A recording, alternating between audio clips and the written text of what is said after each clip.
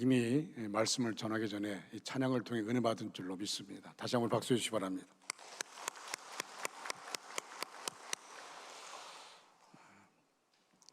우리가 성지순례를 위해서 계속해서 주보에 광고하고 있는데 미리 이렇게 하는 이유는 여러분에게 준비하시라고 그렇게 하는 겁니다.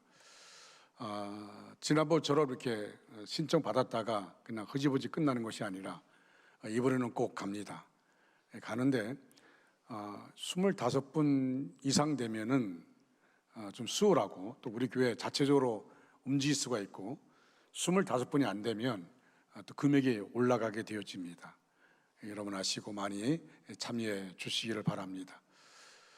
미리 하는 것은 또 한 번 가는 건데 조건부로서라도 가시라고 미리 하는 겁니다. 또 한 가지는 제자훈련 이제 시작되어집니다. 2년만 동안 우리가 안 했는데 여러분 적극적으로 참여하시고 말씀으로 훈련받는 그런 시간들을 가지시기를 바랍니다. 다음 주일날 우리 족구 친교 모임이 있는데 우리 남전도 회원 되신 분들 같이 좀 많이 참석해 주시고 또 여성으로 모인 족구팀도 환영합니다. 그러니까 참여해 주시기를 바랍니다. 할렐루야.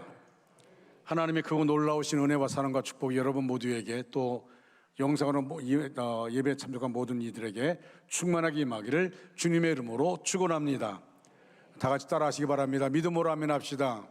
아멘합시다. 소망으로 칭찬합시다. 소망으로 칭찬합시다. 사랑으로 인사합시다. 사랑으로 인사합시다. 우리 옆에 분 인사할까요? 당신 성도님은 우리 교회 보배입니다.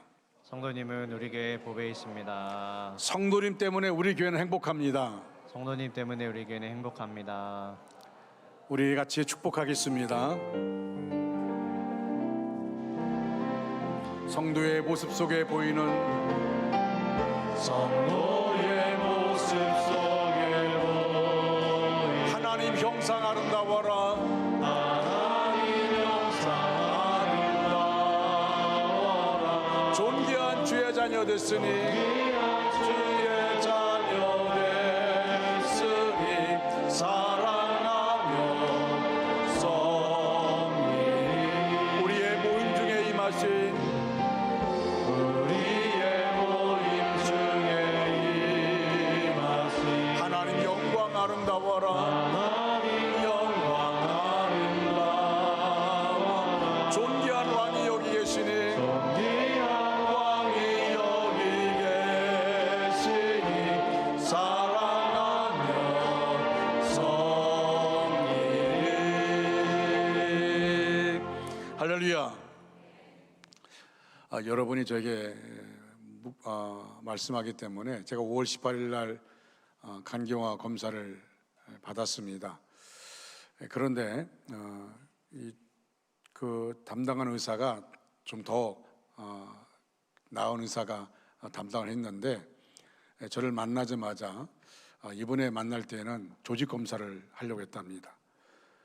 조직 검사를 하려고 했는데 그런데 제가 검사받은 그 수치가 너무 더 좋아가지고 100에서 45로 이렇게 내려와서 조직 검사를 안 하겠다고 그리고 3개월 후에 다시금 초음파 검사를 하겠다고 이렇게 말합니다. 그러니까 스트레스 받지 말고 피곤하게 살지 말고 스트레스 받는 거는 여러분이 참석 안 하면 스트레스 받습니다.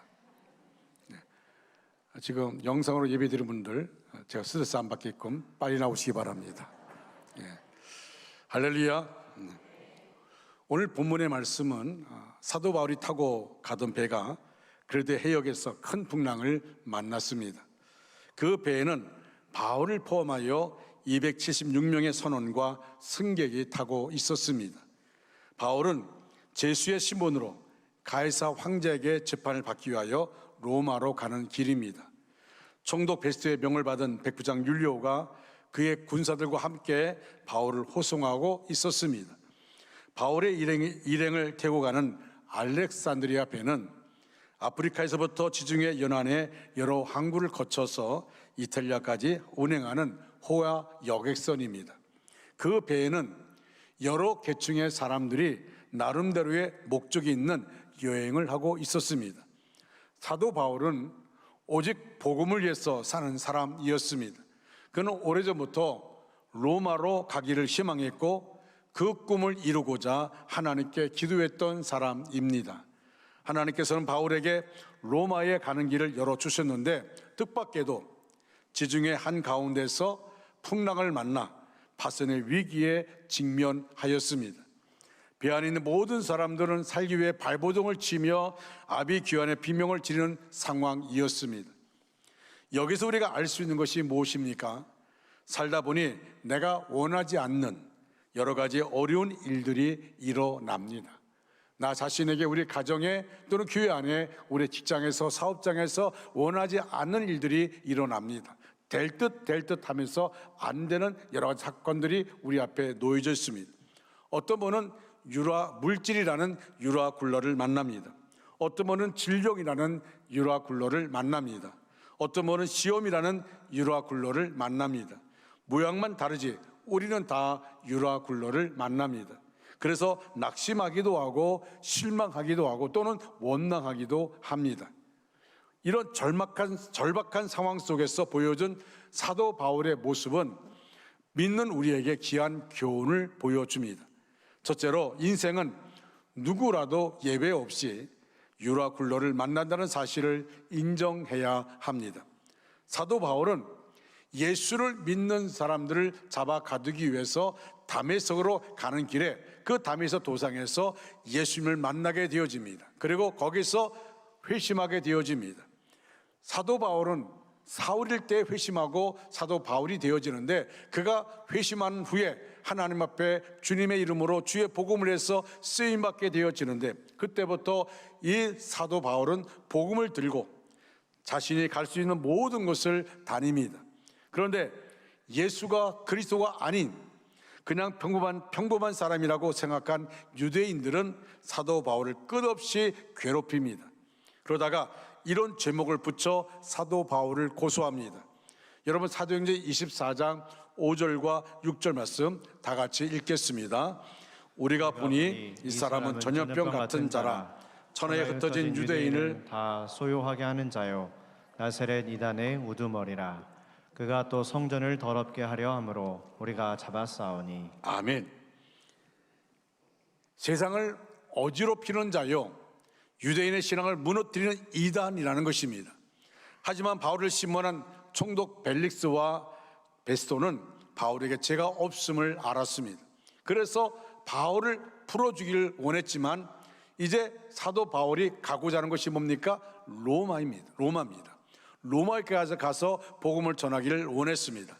그래서 바울이 자신의 죄가 없음을 밝히기 위해서 로마 황제에게 재판을 신청했기에 바울을 석방할 수가 없었습니다.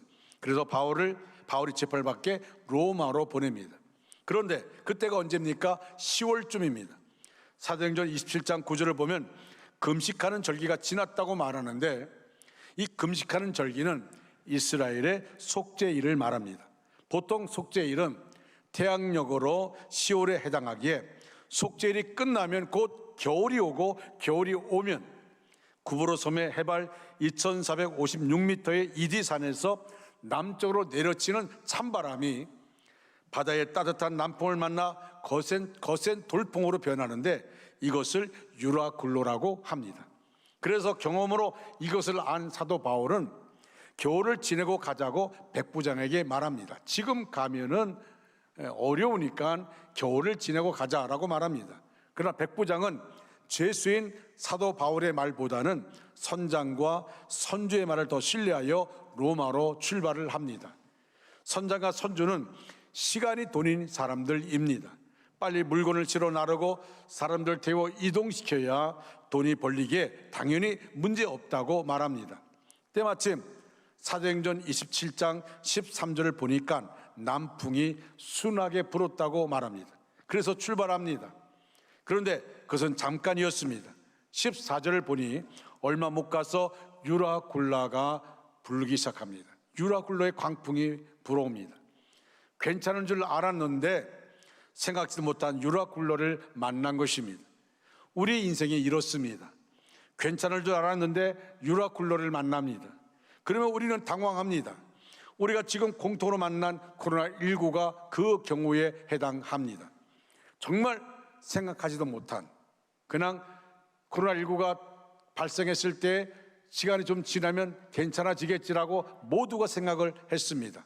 그런데 한 번도 경험해 보지 못한 시대를 살고 있습니다.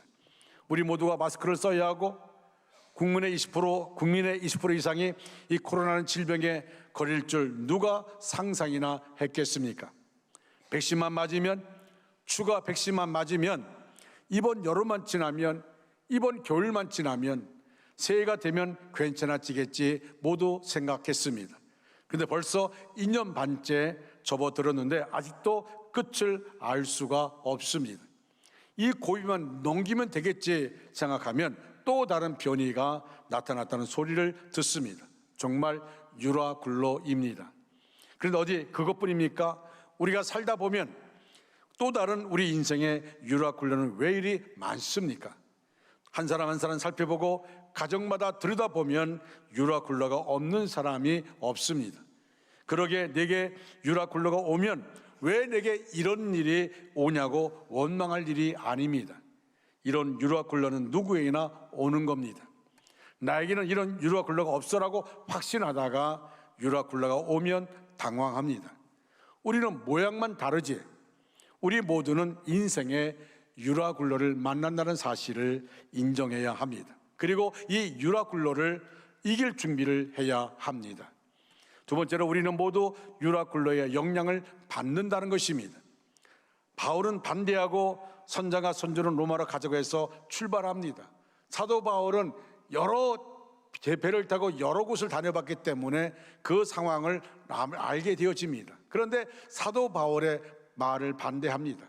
말을 듣지 않습니다. 그리고 선장과 선주의 말을 듣습니다. 물론 여러분, 그 배를 갖고 있는 선장과 선주의 말을 듣는 것이 세상적으로 볼 때는 옳다고 얘기할 수가 있습니다. 여러분, 결국은 율리오 백부장이 선장과 선주의 말을 듣고 배가 출발했습니다. 그럼 괜찮으니 그냥 가자고 말한 선장과 선주만 고통을 받을까요? 유라굴로 광풍을 만났을 때에 우리가 출발해서 좋다고 생각했던 선장과 선주만 고통을 받습니까? 아닙니다. 그 배는 모두 276명의 사람이 타고 있는데 그들 모두 고통을 받습니다. 배에 있는 짐을 다 버립니다. 여러 날 동안 먹지도 마시지도 못합니다. 20절에 보면 여러 날 동안 해도 별도 보이지 아니하고 큰 풍랑이 그대로 있음에 구원의 여망마저 없어졌더라 말씀하고 있습니다. 이제는 희망이 없습니다. 그냥 끌려가다가 어느 순간 배가 침몰하면 다 죽을 수밖에 없는 그런 상황입니다. 자기들의 방법을 다 동원했습니다. 갖고 있던 물건, 소중한 물건 다 바다에 던져봤습니다. 그러나 소용이 없었습니다. 우리도 마찬가지입니다. 우리 가운데는 코로나19의 영향을 안 받는 사람 한 사람도 없을 것입니다. 어느 순간 코로나로 인해서 내가 고통을 받고 교회가 고통을 받고 있습니다. 내가 부른 것도 내가 잘못한 것도 아닌데 문제가 나에게 닥쳐왔습니다. 그래서 우리가 그 영향을 받아서 힘들어합니다. 또한 우리 모두 다 여러 가지 다양한 유라굴로 같은 어려움의 영향을 받고 있습니다. 그러면 어떻게 해야 할까요? 누구나 이 어려운 상황 속에 우리가 놓여져 있고 또 이것이 이제 우리가 길거리에서 마스크 쓰지 않고 다닐 수 있다고 그렇게 말함에도 불구하고 이제는 언젠가 우리가 실내에서도 마스크를 벗고 우리가 편하게 예배 드릴 수 있는 날이 올 거라 생각하고 있지만 또 어떤 일이 우리 앞에 벌어질지 아무도 모릅니다. 제가 지난번에 길 가면서 마스크를 벗고 갔더니 사람들이 이렇게 쳐다보더라고요. 저는 정부 방침대로 마스크를 벗고 다녔습니다. 근데 마스크를 벗고 다니는 사람들이 이상할 정도로 그렇게 보여지는 것이죠. 여러분들 또 우리가 염려스러운 것은 미국이 다시 코로나가 확산되고 있다 하는 말들 듣습니다. 또 여름이 되고 하면 또 확산될 수 있다는 말들을 듣습니다. 자, 우리가 이런 상황 가운데 있으면서 이 상황 가운데 우리가 어떻게 할 것인가? 이것을 극복할 방법이 없는 것일까? 세 번째로 하나님 그 엄청난 유라굴로 앞에서도 피할 길을 주십니다. 하나님께서는 거친 풍랑 속에서 얼음에 처한 바울에게 찾아오셨습니다. 그리고 놀라운 은혜를 부어 주셨습니다. 여러분, 오늘 본문 23절, 24절 말씀을 우리가 한번 큰 소리 같이 읽겠습니다. 내가 속한 바 곧 내가 섬기는 하나님의 사자가 어젯밤에 내 곁에 서서 말하되 바울아 두려워하지 말라. 내가 가이사 앞에 서야 하겠고 또 하나님께서 너와 함께 항의하는 자를 다 내게 주셨다 하였으니 아멘. 여러분, 여기 바울이 말하고 있는 어젯밤, 이 어젯밤이란 말, 어젯밤에 내 곁에 서서 말하되 라고 말합니다. 어젯밤, 우리 그의 인생에 있어서 가장 힘든 밤입니다. 그렇죠? 여러분, 풍랑은 거센 풍랑은 계속 일고 있습니다. 캄캄한 밤입니다. 그런데 어떤 일이 벌어질지 아무도 모르죠. 언제 침몰할지 아무도 모릅니다. 그 힘든 밤이었습니다. 아무 소망이 없을 만큼 절망스러운 밤이었습니다. 그런데 그 밤에 하나님께서는 천사를 보내주셔서 바울을 위로해 주셨습니다. 그리고 배에 함께 타고 있는 모든 사람은 다 구원받을 것이고 바울은 로마의 가이사 앞에까지 가게 될 것이라고 말씀해 주셨습니다. 사도 바울이 마음 가운데 늘 기도했던, 내가 로마에 가서 복음을 전하기를 원했는데 하나님 그 사명을 다시금 불러일으키면서 네가 마음에 갖고 있던 그 사명대로 네가 로마에 가서 가이사 앞에 서게 될 것이다. 또 그 이 배에 타고 있는 그 수많은 사람들, 결국 선장과 선조의 말을 듣고 고통 가운데 있지만은, 그러나 이제는 너로 인하여서 이 배에 타고 있는 모든 사람의 생명을 내가 하나님이 보여주시겠다고 말씀하는 것입니다. 결국 약속하신 대로 하나님께서는 배에 탔던 276명 모두를 구원해 주셨습니다. 44절에 그 남은 사람들은 널주가 혹은 배 물건을 의지하여 나가게 하니 마침내 사람들이 다 상륙하여 구조되니라 말씀합니다. 선장과 선조, 그 배의 주인이고 그 선장과 선조가 가지고 있던 그 배는 산산이 조각났습니다. 그러나 그 배에 타고 있던 사람들은 다 구원받게 된 것입니다. 여기서 우리가 눈여겨보아야 할 단어가 또 있습니다. 그게 뭡니까? 마침내라는 말입니다. 마침내. 오늘 말씀 가운데 보면 마침내라는 말이 나옵니다. 여러분, 이 44절에 보니까 마침내 사람들이 다 상륙하여 구조되니라 말씀했습니다. 이 마침내라는 단어, 비록 선장과 선조와 백부장의 잘못된 판단으로 인해서 유라굴라 광풍을 만나서 큰 어려움을 겪었지만 하나님께서는 마침내 그들 모두를 구원해 주셨습니다. 할렐루야. 하나님은 마침내의 하나님이십니다. 할렐루야. 따라할까? 하나님은 마침내 하나님이십니다. 믿으시면 아멘 하시기 바랍니다. 우리는 아직도라고 외쳤지 모르지만 하나님은 마침내 역사하시는 분이십니다. 창세기 26장 12절 13절에 보면 흉년 가운데 이삭이 농사를 지었는데 하나님이 이삭과 함께함을 통하여서 100배의 계시를 맺었다고 했습니다. 그리고 하나님이 함께함에 마침내 그가 거부가 되었다고 말씀하고 있습니다. 여러분, 이 마침내란 말, 우리가 지금은 힘들고 어려운 지경 삶을 살고 있지만 내가 어떻게 할 줄 알지 못하는 그런 상황 가운데 있지만, 내 힘으로 도저히 어찌할 수 없는 그런 상황 가운데 있지만, 그러나 하나님은 아직도가 아닙니다. 아직도 내 문제가 해결되지 않고, 아직도 내 길이 내 길이 열리지 않고, 아직도 묶인 것이 풀어지지 않고, 그런 가운데 있다 할지라도 하나님의 때가 되면 마침내 풀어질 줄로 믿습니다. 여러분, 거센 풍랑이 몰려왔다고 고민하지 마시기 바랍니다. 풍랑 속에서도 마침내 우리에게 은혜를 베푸시는 하나님을 의지하시기 바랍니다. D.L. 모디는 19세기의 복음으로 영국과 미국을 흔들어 놓았던 정말 탁월한 복음 전도자였습니다. 하루는 그가 런던에서 전도 집회를 마치고 미국으로 돌아가는 배를 타고 대서양을 건너게 되었는데 갑자기 배가 암초에 부딪혀 물이 배 안으로 들어오기 시작했습니다. 그 배 안에는 700명의 선원과 승객들이 있었습니다. 이 700명이 넘는 승객과 선원들이 절규하며 아수라장이 되었습니다. 그때 모디는 배 한쪽 구석에서 조용하게 성경을 읽고 있었습니다. 그러다가 갑자기 밖에서 떠드는 소리가 너무 크기도 하고 막 우왕좌왕한 소리가 들리니까 아들에게 물었습니다. 왜 이렇게 배 안이 소란하니? 그때 아들이 말합니다. 아버지, 배가 암초에 부딪혀서 배 안에 물이 들어오고 있어요. 지금 위험합니다. 너무 위기입니다. 언제 배가 가라앉을지 모릅니다. 그때 아버지는 배 위로 올라가서 사람들을 진전시킨 후에 시편 91편 9절로 11절을 읽어 주었습니다. 네가 말하기를 여호와는 나의 피난처시라 하고 지존자를 너희 거처로 삼았으므로 화가 내게 미치지 못하며 재앙이 내 장막에 가까이 오지 못하리니 그가 너를 위하여 그의 천사들을 명령하사 내 모든 길에서를 지키게 하심이라. 이 말씀을 읽고 그 우왕좌왕하는 사람들 앞에서 디엘 무디에 대한 가장 아는 사람들은 그 앞에서 여러분 우리 같이 이 말씀 붙잡고 통성으로 기도합시다. 합심하여 기도합시다. 같이 간절하게 기도했습니다. 기도가 끝난 후에 무디는 이렇게 말합니다. 우리의 생명은 하나님의 손 안에 있으니 하나님께 맡기고 이제 자시기 바랍니다. 주무시기 바랍니다. 여러분, 그날 그 시간에 잠을 잔 사람은 디엘 무디 한 사람밖에 없었습니다. 그런데 잠시 후에 레이크 표론이란 구조선이 나타나서 승객 전원을 구조하여 한 사람도 생명을 잃지 않았다고 하는 것입니다. 우리는 삶을 통하여서 말씀을 받습니다. 말씀을 붙잡습니다. 그런데 우리의 상황이 변하지 않는다고 해서 그 말씀과 관계없이 또 염려하고 또 두려워하고 또 근심하는 우리 자신의 모습을 발견하게 되어집니다. 우리가 살면서 뜻하지 않은 풍랑을 만날 때가 있습니다.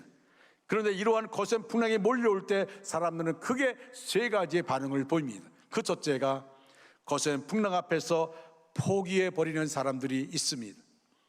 이 사람들은 거센 풍랑을 보고 절망하고 될 대로 되라 하면서 자포자기합니다. 문제를 해결하려고 아무런 노력조차 하지 않습니다.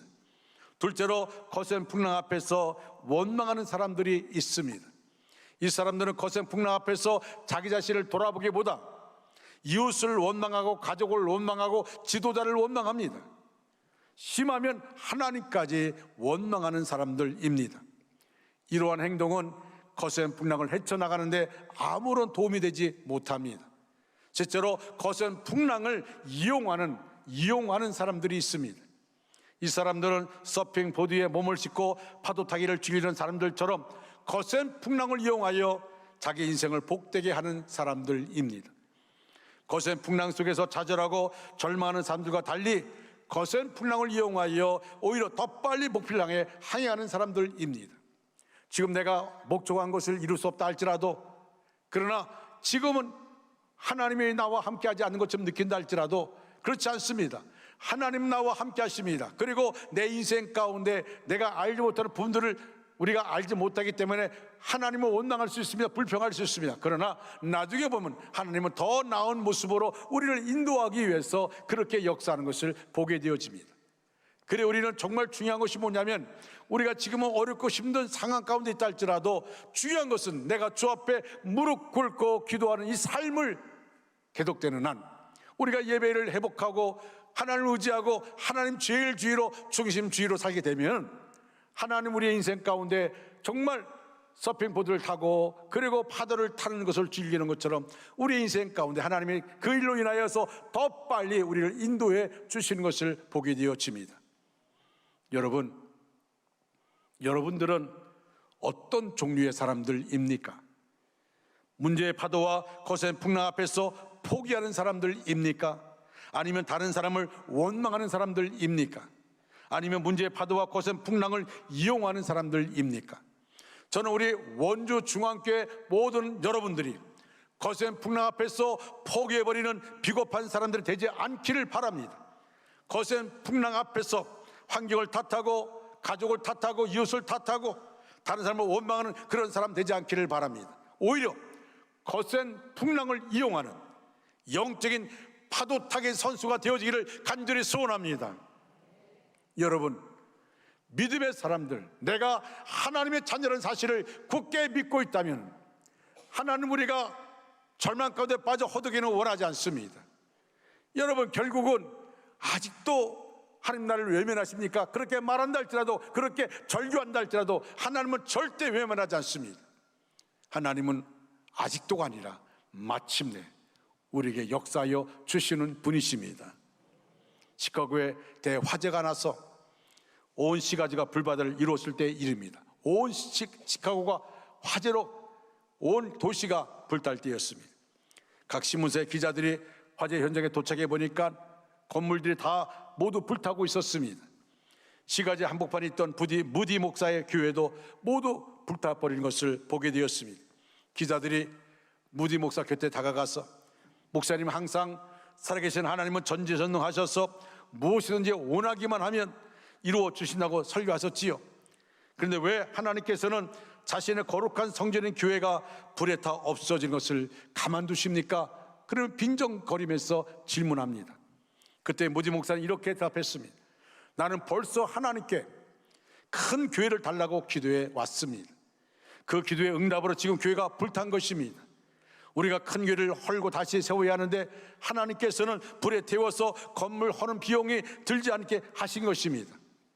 기자들이 너무 어이가 없는 거예요. 아니, 어떻게 이 상황 가운데서 저렇게 얘기할까? 그리고 D.L. 무디 목사를 보니까 밤중에 화재가 났는데 그냥 급하게 나와서 잠옷 발음으로 겨우 목숨만 건진 그런 정말 빈주복 상태로 그렇게 서 있는 겁니다. 그러면서 그렇게 얘기하는 겁니다. 그래서 기자들이 다시 묻습니다. 그런 그 큰 교회를 세울 돈을 가지고 있습니까? 그러다 무디 목사는 옆구리에 끼고 있던 그 선교책을 내놓으면서 이렇게 말했습니다. 나는 수표와 돈을 가지고 나오지 못했습니다. 그러나 아무리 써도 바닥 나지 않는 하나님의 근거인 성경책을 가지고 나왔습니다. 그러므로 여러분은 얼마 안 가서 불에 탄 교회보다 더 크고 놀라운 교회를 볼 것입니다. 기자들은 이해할 수 없다고 고개를 절로 흔들면서 그 자리를 떠났습니다. 무디 목사는 그 화재 이후에 영국으로 건너가 전 영국을 뒤흔드는 부흥을 일으켰습니다. 런던에서 복음을 전할 때, 부흥회할 때 런던 거리에 모두 가게가 문을 닫았다고 말할 정도입니다. 그리고 영국의 교회들이 무디 목사를 위해서 건축 헌금을 그들이 드렸습니다. 이렇게 해서 무디 목사는 영국 국민이 영국 교회가 드린 그 헌금을 가지고 화재 난 자리에 옛날보다 더 큰 아름다운 교회를 지을 수가 있었다는 것입니다. 사랑하는 중앙가족 여러분, 코로나 사태로 어려움을 당하고 있습니까? 마음의 평안이 없습니까? 평안은 믿음을 통해 얻어집니다. 믿음이 있느냐 없느냐에 따라서 결정됩니다. 믿음이 있는 사람은 역경과 고난이 있어도 평안을 누릴 수 있지만 믿음이 없는 사람은 안전한 가운데 있어도 평안을 누리지 못합니다. 여전히 근심과 걱정에 사로잡혀 고통스럽게 보내고 있다면 믿음의 문제가 있음을 깨달아야 합니다. 하나님을 온전히 믿지 못하고 있는 증거입니다. 두려움은 하나님께서 능히 건져내실 것을 믿지 못하기에 생깁니다. 그러므로 형식적으로 믿는 믿음이 아니라 조금도 의심치 않는 확실한 믿음이 되어야 합니다. 풍랑 가운데서 제자들에게 예수님이 말한 게 뭡니까? 어찌하여 의심하느냐, 이 믿음이 적은 자들아 라고 말합니다.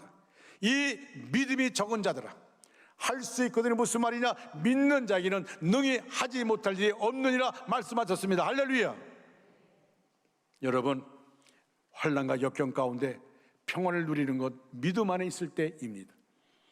사랑하는 중앙가족 여러분, 세상의 평안과 하나님이 주시는 평안은 다릅니다. 세상의 평안은 가진 것이 있어야 평안한데 하나님의 평안은 다 빼앗기고도 주시는 평안입니다. 그래서 예수님이 이렇게 말합니다. 내가 주는 평안은 세상에 주는 것과 같지 않다고 말씀합니다. 참된 평안이 어디 있습니까? 모든 것을 잃어버리고도 가질 수 있는 평안이 참된 평안입니다. 변호사인 호레이션 케이츠 스페포드는 영국인이지만 미국 땅에 와서 성공한 몇 안 되는 사업가이기도 합니다. 그는 사업이 번창하는 만큼 하나님 사업에 더 많은 후원하는 것을 사명으로 알고 그리고 많은 후원을 했습니다. 그 부인과 함께 참 믿음이 좋은 부인과 함께 그리고 경건한 삶을 살았습니다. 어느 날 이 가정에 폭풍이 다가왔습니다. 1871년에 그의 아들이 4살 때 폐렴으로 사망하고 몇 달 후에 시카고에 커다란 화재가 발생하여 그의 전 재산을 잃고 말았습니다. 그래서 위로하기 위해서 부인과 4딸을 프랑스로 여행을 보냈습니다. 그런데 여행을 가다가 대서양에서 부인과 딸들이 탄 배가 영국 배와 충돌해서 침몰했습니다. 그 와중에 스페포드의 딸들은 모두 배와 함께 잠기고 아내만 물 위로 떠올라 구명정에 의해서 구조되었습니다. 이 소식을 전해들은 스페포드는 앞이 캄캄했습니다. 그러나 살아난 딸들을 잃고 정신없이 헤맬 그의 아내가 걱정되어서 부인을 데리러 가기 위해서 배에 올랐습니다. 배에 탄 후 선장과 함께 이야기를 나누던 중에 선장은 스페포드에게 다음과 같이 말했습니다. 지금 이 배는 스페포드의 딸들이 잠긴 물 위를 지나고 있습니다. 지금까지 애써 잔잔함을 유지하려고 노력하던 스페포드의 마음에 커다란 파도가 일어나기 시작했습니다. 자기가 타고 있는 배 밑에 그 물에 자기 네 딸이 수상되었다는 사실이 견딜 수가 없었습니다. 깊은 그곳에 잠들어 있을 딸들을 생각하니까 너무나 괴로웠습니다. 그런 선실로 돌아와 아픔과 슬픔으로 밤이 새도록 하나님께 울부짖었습니다. 하나님, 누구보다도 하나님을 사랑했던 저에게 어째 이토록 큰 시련을 주십니까? 그는 방에 들이박혀 두물불출하게 되고 주변 사람들은 그의 믿음이 혹시라도 실족할까 봐 걱정했습니다. 그런데 어찌된 일일까요? 절망하며 탄원하며 기도하던 스페포드에게 갑자기 마음속 깊은 곳에서 형언할 수 없는 그런 하나님에 대한 신뢰와 평안이 솟구쳐 오르기 시작했습니다. 그리고 그의 입술에서는 평생 경험해보지 못한 평안을 고백하고 있었습니다. 평안해, 내 영혼 평안해, 하나님의 뜻이 이루어지이다. 그리고는 아침이 되자 스페포드는 주님이 주신 영감으로 시를 써내려 갔는데 그 시가 바로 내 영혼 평안입니다. 시카고로 돌아온 스페포드는 무디 목사에게 재능을 인정받아서 음악 전사로 활동하고 있던 필립 블리스에게 자신의 아픈 사연과 고백을 들려주었습니다. 그 고백과 시에 감동받은 블리스가 바로 그 자리에서 곡을 붙였습니다.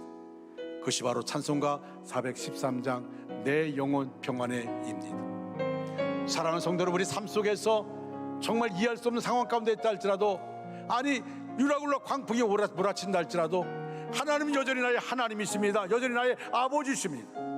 여러분, 하나님을 떠나지 말고 하나님을 의지하면서 그 은혜의 보좌 앞에 더 가까이 나가는 저와 여러분 되기를, 그 우리의 인생 가운데 내 영혼 평안에 고백하는 저와 여러분 되기를 주님의 이름으로 축원합니다. 다 같이 일어나서 찬양합니다.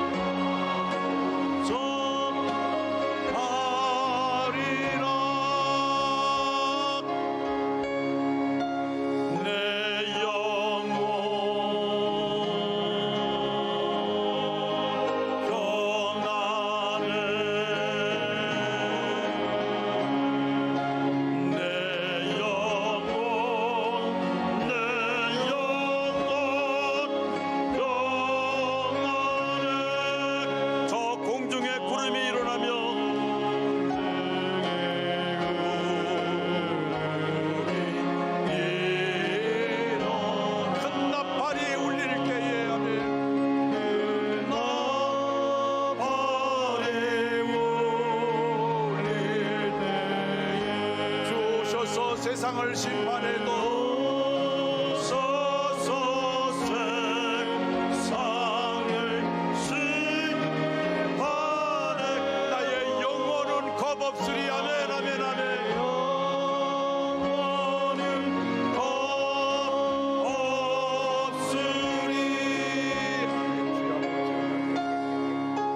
내 영혼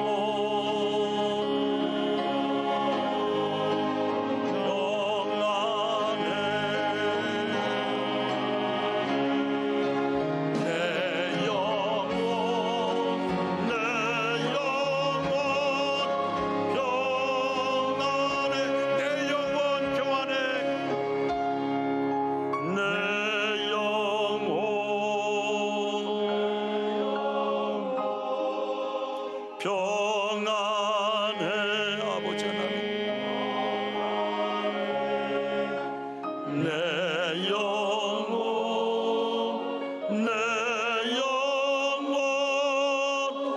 평안해.